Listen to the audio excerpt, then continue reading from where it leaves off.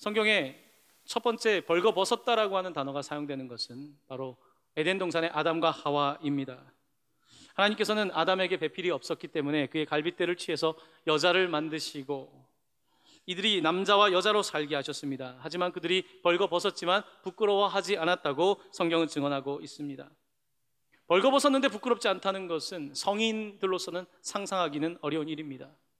우리가 꼬마 아이들을 바라보면서 천진하다, 순진하다라고 하는 것은 아이들이 벌거벗었지만 부끄러움을 모르기 때문입니다. 가정에서 남자아이와 여자아이를 키우신 분들은 아마 그런 거를 볼 겁니다. 아이들이 이제 크면서 이제 만 2세 정도 넘어가니까 이제 딸이 오빠들은 있는 게 나한테는 없으니까 왜 나는 그게 없느냐. 이제 그때부터 성별에 대한 인식을 하기 시작하지만 여전히 성별의 차이를 알지만 부끄러워하지는 않습니다. 꼬마아이들에게 얼굴을 노출하는 거나 발을 노출하는 거나 손을 노출하는 거나 중요한 부위를 노출하는 거나 별로 차이가 없는 것입니다. 하지만 성별을 인식한 이후에는 우리에게 얼굴을 노출하는 것과 몸의 신체의 중요한 부분을 노출하는 것은 다른 이야기가 되는 것입니다. 벌거벗었다라고 하는 단어는 성경에서는 아담과 하와에게 적용이 됩니다. 이 단어는 동물들에게 적용되지는 않습니다. 동물들이 벌거벗었다라고 말하지는 않는다는 것입니다. 벌거벗었다라고 하는 이 단어는 특별히 남자와 여자 부부에게 적용되는 단어인 것을 보게 됩니다. 벌거벗을 수 있지만 성경이 말하는 벌거벗음의 핵심은 바로 남자와 여자의 친밀한 관계, 부부의 관계를 지칭하기 위한 표현이라고 할 수 있습니다. 하나님께서는 남성과 여성을 만드신 것입니다. 하나님께서 중성을 만드신 것이 아닙니다. 하나님께서는 남성과 여성을 만드셨고 남성과 여성이 부부가 되어서 벌거벗음을 부끄러워하지 않는 친밀함 속에서 살아갈 수 있는 복을 주신 것입니다.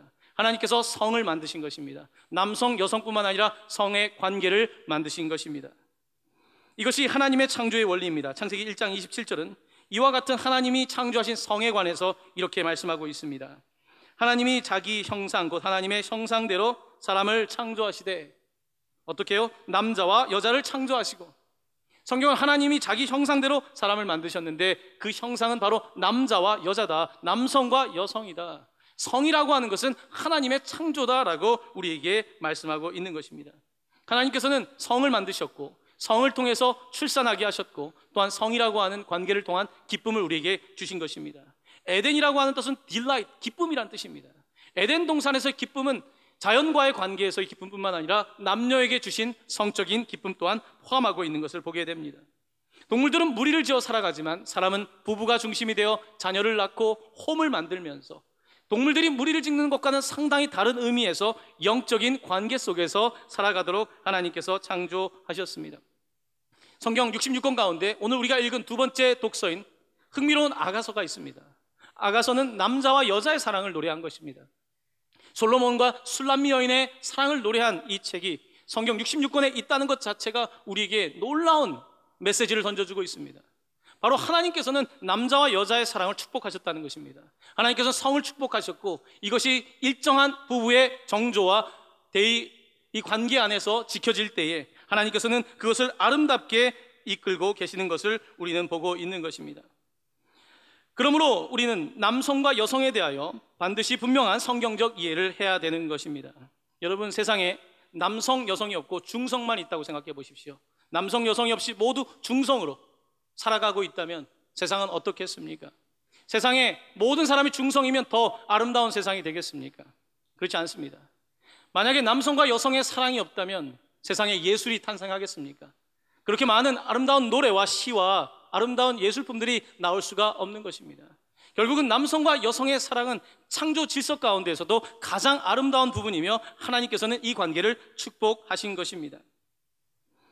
하지만 우리는 이 하나님께서 창조하신 이 놀라운 축복을 받아 누리지 못하고 이것을 잘못 사용하는 경우들을 보게 됩니다. 아이들이 이제 성별을 인식하기 시작하고 이제 사회적 영향력으로 여학생들은 핑크 색깔을 좋아하고 남자아이들은 블루 색깔을 좋아하는 이와 같은 방향으로 바뀌게 되죠. 그러면서 남자아이들은 이건 남자 거야, 여자아이들은 이건 여자 거야 라고 말하게 됩니다. 그러면서 청소년기가 들어가게 되면, 사춘기가 되게 되면 제2차 성징이 일어나지 않습니까? 성적인 이제 남성은 여성은 모두 자녀를 양육할 수 있는 사춘기를 지나가게 되면서 이제 자기의 성에 대한 분명한 정체성을 갖게 됩니다. 그런데 이와 같은 생물학적으로는 내가 남성임에도 생물학적으로는 내가 여성임에도 불구하고 자기 자신이 남성임에도 남성이라고 생각하지 않는 사람들이 있습니다. 내가 여성이지만 여성이라고 생각하지 않는 사람들이 있습니다. 우리가 이와 같은 성의 정체성을 섹슈얼 아이덴티티라고 부르게 되는데, 이것은 내 생물학적인 성과 내가 인식하는 성 사이에 차이가 발생할 수 있다는 것입니다. 특별히 사춘기를 지나가면서 자신이 동성애적인 성향이 있다는 것을 깨닫는 아이들이 생겨나기 시작합니다. 나는 생물학적으로는 남성, 여성인 것이 분명하지만 내가 매력을 느끼는 상대가 이성이 아닌 동성이 되는 경우가 흔히 있다는 말씀입니다. 이때 자기의 정체성 때문에 고민을 하게 됩니다. 청소년 가운데서 자살하는 인구 가운데서 일부는 이와 같은 자신의 동성애적인 성향 때문에 힘들어하며 목숨을 끊는 일들이 참으로 많이 있습니다. 이것이 우리가 이해하기 어려운 성이라고 하는 부분입니다. 생물학적인 성이 있지만 사회적 성이 있는 것입니다. 특별히 연구에 의하면 어떤 동성애적인 성향이 생겨나는 것은 보통 가정 환경과 관계가 되어 있다 그럽니다. 절대적인 것은 아닙니다. 아버지와의 관계 안에서 아버지를 통해서 양육을 받지 못한 사람이 동성애적인 성향을 가질 수 있고요. 또한 여성들 가운데서도 어떤 어머니의 주도적인 그런 권위적인 모습 속에서 또한 동성애적인 모습을 가질 수도 있게 되는 것입니다. 이것은 성장하면서 가정에서 일어날 수 있는 문제이기도 하고, 또한 다른 측면에서는 또 이것은 생물학적인 거다, 뇌가 다르다라고 말하기도 합니다. 동성애에 관해서는 상당히 많은 논란들이 있고 교회 안에서도 찬반 논쟁이 있을 만큼 복잡한 문제입니다. 하지만 오늘 저는 이 자리를 통해서 여러분에게 분명하게 말씀드리고 싶습니다. 그것은 성이라고 하는 것은 개인의 선택이라고 저는 생각하지 않습니다. 성이라고 하는 것은 하나님께서 주신 것입니다. given, 받은 것입니다. 남성은 남성을 받은 것이고 여성은 여성을 받은 것입니다. 하지만 성장하면서 어떠한 이유 때문에, 사회적인 이유 때문에, 심리학적인 이유 때문에 자기의 정체성의 갈등을 겪을 수 있고, 그리고 우리가 그들을 돌보는 것은 마땅하지만 이 성이라고 하는 부분에 대해서 개인의 선택이라고 하는 것을 우리가 존중한다는 것은 성경과는 배치된다고 저는 개인적으로 생각하고 있는 것입니다. 특별히 이 성이라고 하는 것은 단순히 생물학적인 것만은 아닙니다. 사회적인 것입니다. 여러분, 전통사회에서는 성이라고 하는 것은 금기됐습니다. 하지만 지금은 성적인 해방, 섹슈얼 리버레이션, 성적인 해방이 일어나고 있는 시대입니다. 사람들은 이제 성에 대해서 누구도 말하는 것을 싫어합니다. 이건 내 권리라는 것입니다. 내 사적인 영역이라는 것입니다. 성에 관해서 교회가 도덕이 말하는 것에 대하여 사람들은 반기를 듭니다. 사람들은 그렇게 반기를 들면서 결국은 성은 내 것이다, 내가 이성을 선택하든 동성을 선택하든 어떤 형태의 성적인 삶을 살든 그것은 개인의 취향의 문제라고 말하는 사람들이 많아진 것입니다. 세상은 그렇게 말할 수 있을지 몰라도 성경을 믿는 우리들은 그러한 발상의 위험성을 알고 있습니다. 특별히 과연 성적인 해방이 인간의 해방을 가져오는가 물어야 합니다. 사람들은 인간 해방의 끝은 성적인 해방이라고 생각합니다. 내가 성적인 자유를 누리는 것이 인간 해방의 핵심이라고 생각하는데 과연 그렇습니까? 인간이 성적인 해방을 누릴 때에 진정한 해방을 느낍니까? 진정한 자유를 누릴 수 있습니까? 오히려 그 반대가 되지 않겠습니까? 이것이 우리가 가지고 있는 걱정이고 근심인 것입니다. 오히려 인간의 자유를 추구하는, 인간의 끊임없는 자신의 것으로 모든 것들을 사적인 권리로 말하는 것이 위험한 것 아니겠습니까? 지금 시대는 개인이 신이 되지 않았습니까? 누구도 개인의 권리를 뭐라고 못하는 거예요. 이것이 내 태어난 본성입니다, 이것은 내 권리입니다 라고 말하면 종교도 세상의 도덕도 말할 수 없는 개인이 신이 돼버린, 그래서 디모데후서는 자기를 사랑하는 것이 말세의 징조라고 하지 않습니까?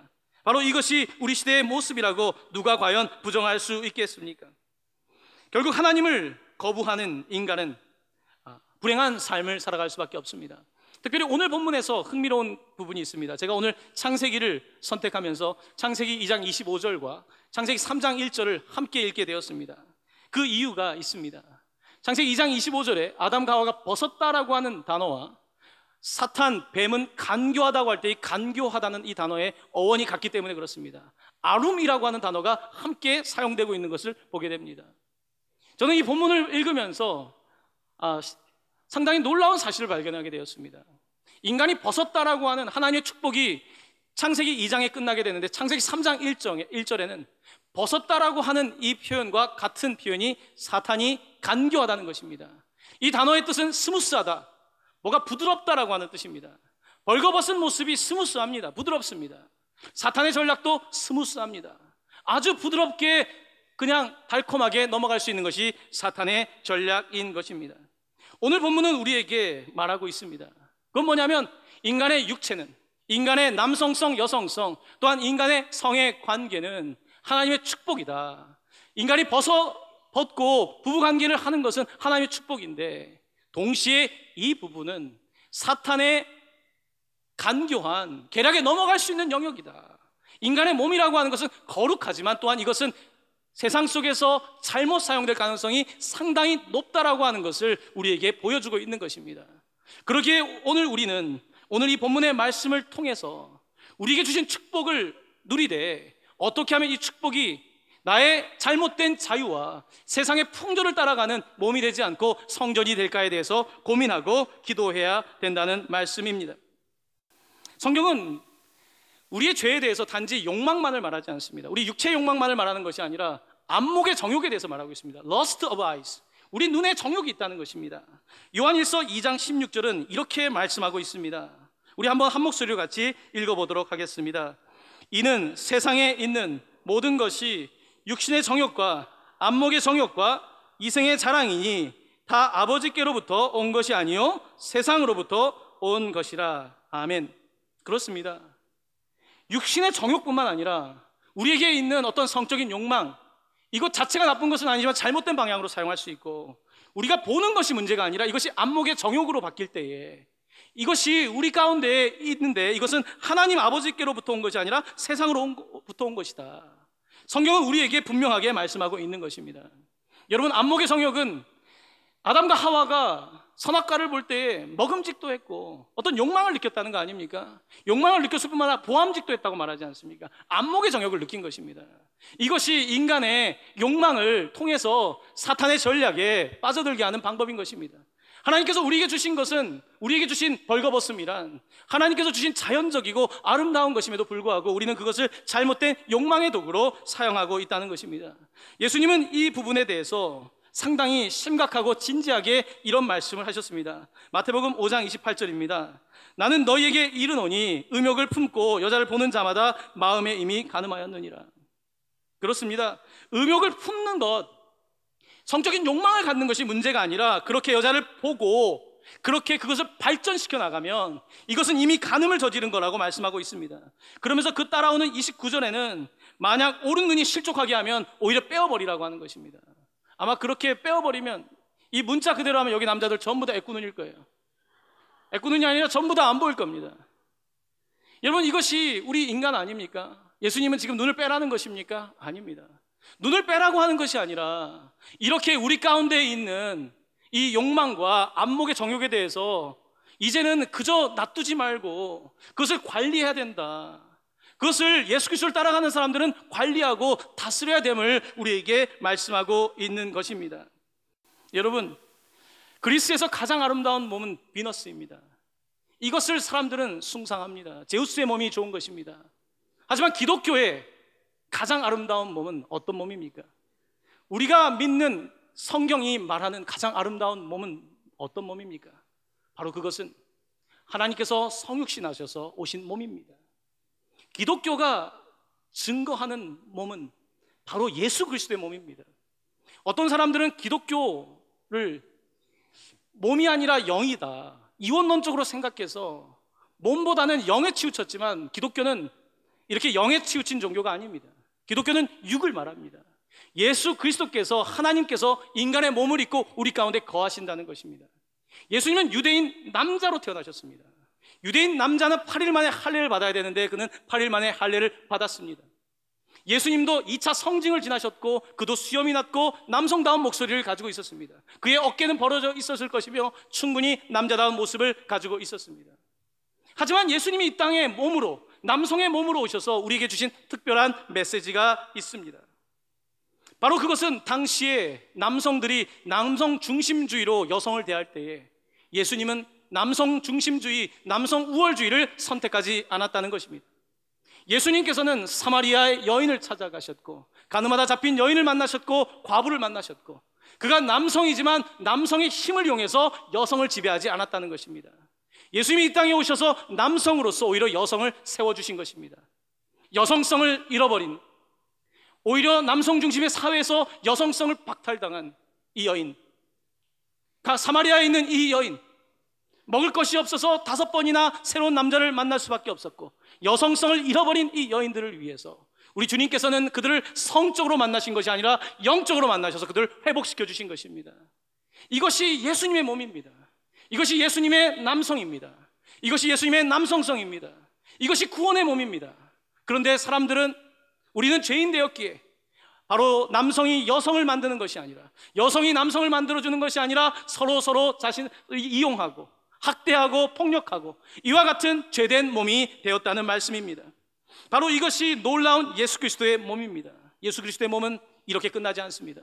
그가 이 땅에 머무는 마지막 3일의 이야기는 우리에게 놀라운 감동을 줍니다. 예수님께서 바로 우리 자신을 위해서 십자가에 벌거벗은 채로 십자가에 매달려 계셨습니다. 그도 성인 남자입니다. 성인 남자가 벌거벗고 관음증의 대상이 된다는 것은 부끄러운 일입니다. 하지만 예수님께서는 십자가에서조차도 우리를 위해서 부끄러움을 당하셨다는 말씀입니다. 히브리서 12장 2절은 바로 예수님의 이와 같은 몸에 관하여 놀라운 증언을 우리에게 하고 있습니다. 제가 여러분께 한번 읽어드리도록 하겠습니다. 믿음의 주요 온전하게 하시는 이인 예수를 바라보자. 그는 그 앞에 있는 기쁨을 위하여 십자가를 참으사. 그 다음 구절입니다. 부끄러움을 개의치 아니하시더니 하나님 보좌 우편에 앉으셨느니라. 십자가를 참으사 부끄러움을 안 당하신 것이 아니라 개의치 아니하셨다고 하고 있습니다. 부끄러움을 느끼지만 그것을 개의치 않을 만큼 우리를 위하여 자신의 몸을 주신 것입니다. 바로 이것이 예수님의 모습이었습니다.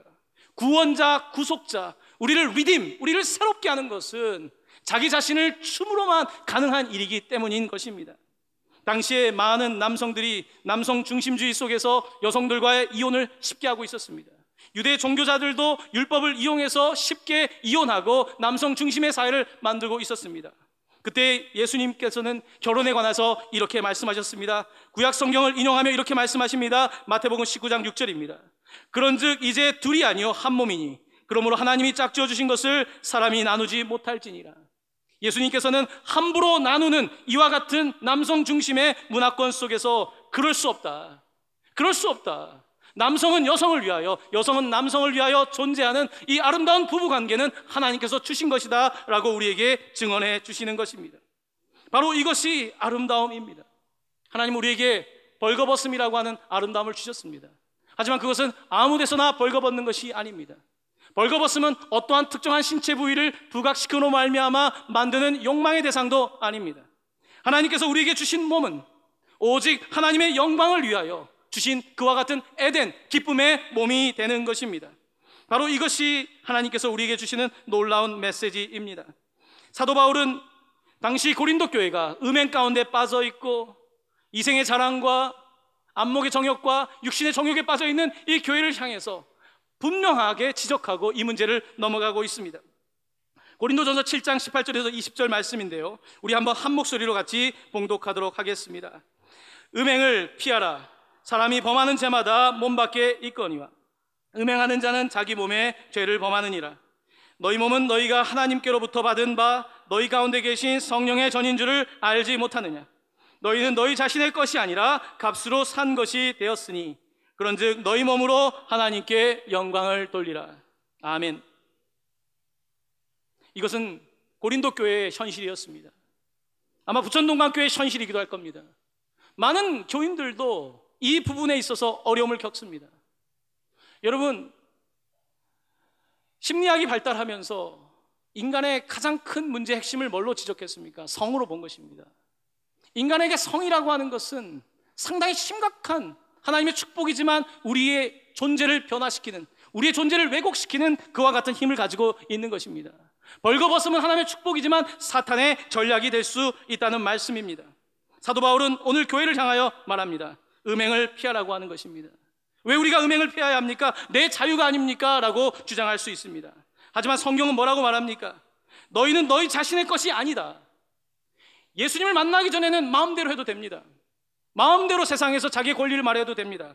하지만 예수님을 만난 이후에는 이제 너희는 너희 자신의 것이 아니라 뭐라고 되어 있습니까?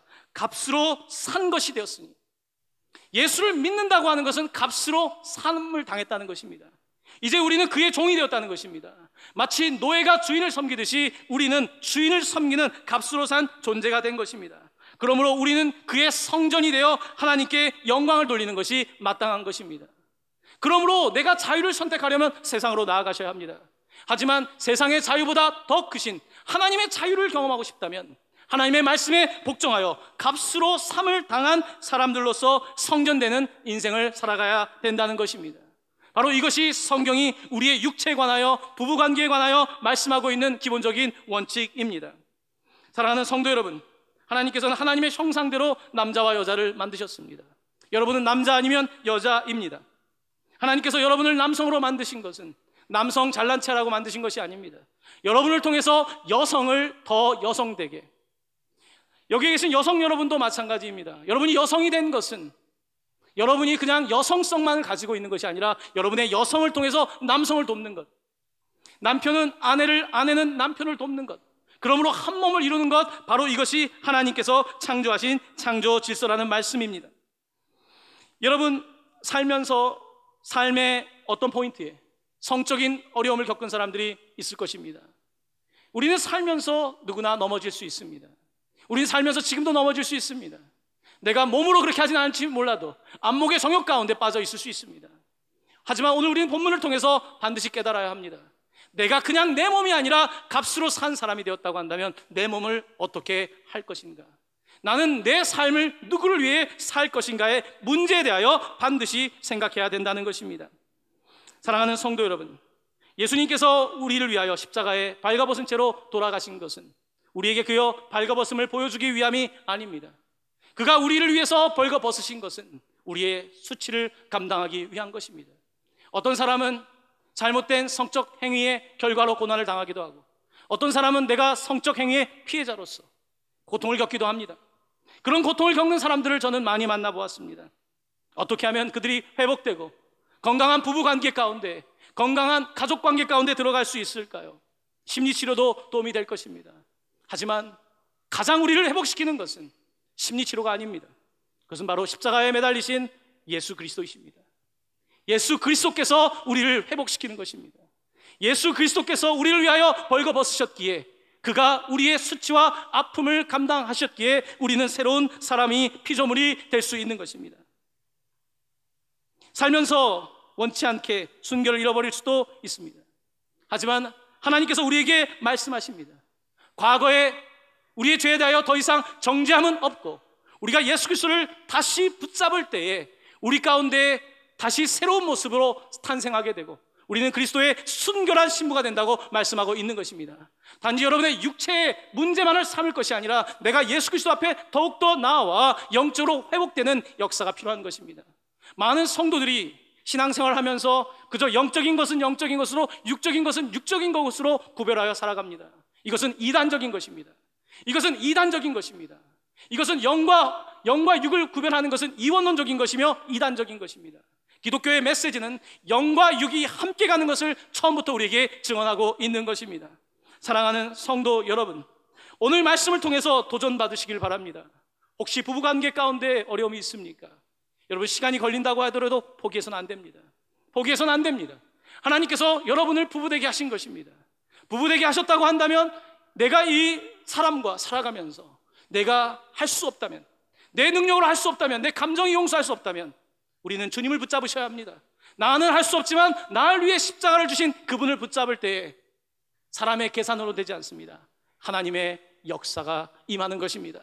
사랑하는 성도 여러분의 가정에 회복이 일어나기를 바랍니다. 아직 결혼하지 않은 젊은 분들이 있다면 나의 몸으로 어떻게 살아갈지에 대해서 반드시 정리를 하셔야 될 것입니다. 그렇지 않으면 세상 속에서 넘어질 수밖에 없기 때문입니다. 사랑하는 성도 여러분, 오늘 벌거벗음의 미학의 가장 주제는 바로 우리 주님 예수 그리스도이십니다. 벌거벗은 가장 아름다우신 우리 주님을 우리 주님으로 모시는 것이 얼마나 행복합니까? 여러분의 삶 가운데 예수 그리스도의 구속과 은총의 능력이 함께 하시기를 예수님의 이름으로 간절히 축원합니다. 아멘.